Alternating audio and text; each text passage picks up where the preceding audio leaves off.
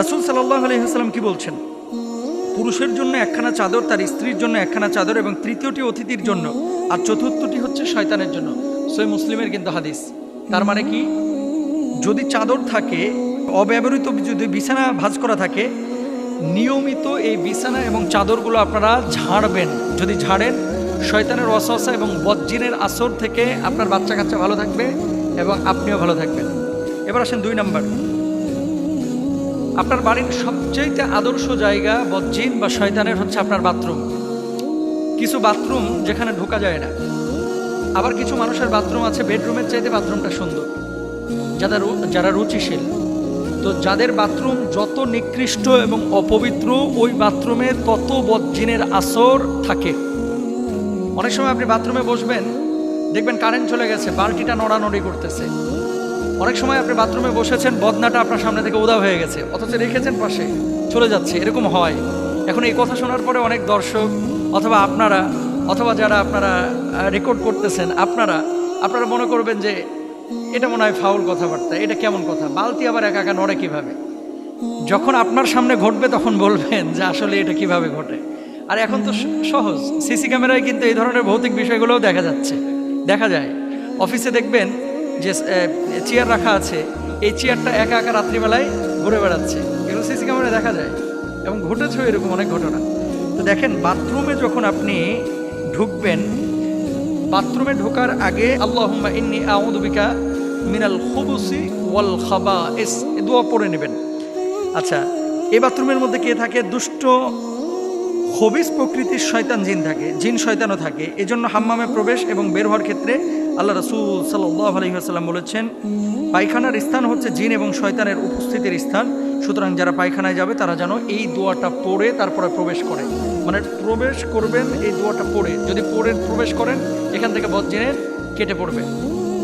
আরেকটা বিষয় আপনাদেরকে বলে রাখি, আপনাদের অনেকেই আছে, বিশেষ করে নারীর মধ্যে এবং পুরুষদের মধ্যে আমাদের কাছে এই ধরনের প্রশ্ন আসে, বাথরুমে ঢুকে উলঙ্গ হয়ে গোসল করে, একেবারে গায়ের ওপরে কোনো কাপড়ে রাখে না। এই ধরনের চিত্রগুলো, যেগুলোকে নেকেড চিত্র বলা হয়, এই ধরনের চিত্রগুলো আসলে জিন শয়তান এবং আপনার যারা ওয়াসওয়াসা দেয়, এদের একটা আদর্শ চিত্র বা এই চিত্রগুলো তারা পছন্দ করে। এগুলো কখনো করবেন না, এগুলো আবারও বলি কখনো করবেন না। প্যান্ট পরে ঢুকেছেন বা লুঙ্গি পরে ঢুকেছেন, ওটা পরে আপনি গোসলটা করবেন ইনশাআল্লাহ তাআলা। আর কিছু মানুষ দেখবেন উপুর হয়ে শয়, মানে নিতম্ব ওপরের দিকে, বুকটা নিচের দিকে, বালিশের ওপরে বুকটা রেখে উপুর হয়ে শয়, এভাবে আপনারা শোবেন না।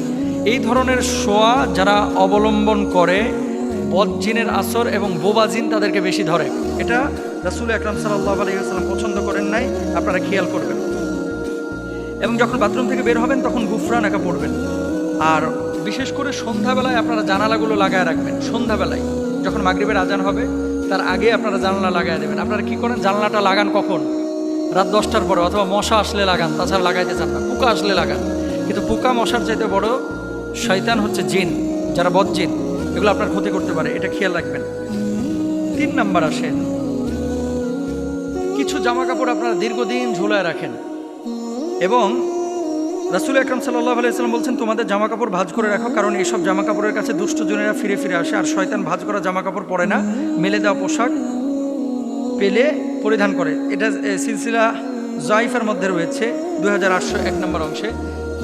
মেন কথা হচ্ছে, আপনি যখন কোনো পোশাক পরছেন, এই যে আমি আজকে জুব্বাটা পরেছি, নিয়ে যে আমি ঝোলায় রেখে দিলাম, 7 দিন 8 দিন এটা আর পরি না, এই পোশাকগুলোর মধ্যে ঘাম থাকে, অপবিত্র জিনিস থাকে, অথবা ময়লা আবর্জনা থাকে।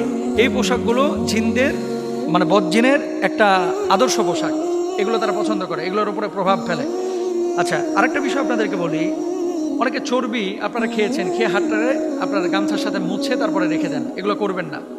যেখানে চর্বি, গরুর গোশত খেয়েছে, টিস্যু দিয়ে মুখটা মুছে, টিস্যুটা আস্তে করে ওই বিছানার কোনায় ফেলায় থুয়ে দেয়, এগুলো জিনের খাবার এবং জিনেরা এগুলো পছন্দ করে। হাড্ডি চুষে নিহারি খেয়েছে, নিহারির হাড্ডিটাকে নিয়ে যে কি করে, আস্তে করে ওই যে বেডরুমে ঘুমায়, এটা জানলার পাশে নিয়ে যে ফেলায় থুয়ে দেয় কাঁঠাল তলায়, এগুলো করবেন না। প্রাণী বা মানুষের মূর্তি, পুতুল, যেই ঘরে যত বেশি ছবি, পুতুল এবং মূর্তি থাকবে, সেই ঘরে জিন তত বেশি ঢুকবে, বজ্জিন, খারাপ জিন, রহমতের ফেরেশতা ঢুকবে না, এটা খেয়াল রাখবেন ইনশাআল্লাহ। বিশেষ করে আপনারা টুথপেস্ট, শ্যাম্পু, মেয়েদের মেকআপ বক্স অথবা এমন কিছু ছবি আপনারা ঝুলিয়ে রাখেন, ক্লোজ আপ কিনছেন, কেনার পরে দেখতেছেন বেডি ওই দাঁত কেলায় হাসতেছে, ওটা নিয়ে যে আপনি ঘরের মধ্যে রেখে দিচ্ছেন। আছে না এরকম? ক্রিমের বক্সে অনেক সময় মেয়েদের ছবি থাকে, এগুলো রাখবেন না ইনশাল্লাহ। তারপরে 5 নাম্বার হচ্ছে আগুন জ্বালানোর স্থান। বিশেষ করে খড়কুটা যারা ইউজ করেন, গ্যাসের চুলা যারা ব্যবহার করেন, চুলা উনুন যারা ব্যবহার করেন, এই সমস্ত জায়গাগুলো হচ্ছে জিনের আদর্শ জায়গা। এই জায়গাগুলো কি করবেন? চুলা জ্বালাবার পূর্বে বিসমিল্লাহ বলবেন এবং মাঝে সূরা ফাতিহা লবণ মিশ্রিত পানিতে ফুঁকে ঘর দোর মোছা উত্তম অভ্যাস করবেন। কেমন? যখন আপনি ঘরের মুছতেছেন কি করেন? স্যাভলন পানি দেন, তারপরে মুছেন, তাই না? স্যাভলন মিশিয়ে তারপর মুছছেন না, এটা তো আপনি জীবাণুনাশক দিবেনই, কিন্তু ওই পানিটার মধ্যে কাজের বুয়াকে বলবেন একটু বিসমিল্লাহ বলে ফুৎকার দিও, সূরা ফাতিহাটা পারলে একটু সূরা ফাতিহা পড়ে ফুৎকার দিও, অথবা আপনি দিয়ে দিবেন। তাহলে কি হবে? ঘরগুলো নিরাপদ থাকবে ইনশাআল্লাহ তাআলা। তো এগুলো আমরা খেয়াল করবো। আল্লাহ তাআলা বোঝার তৌফিক দান করুন।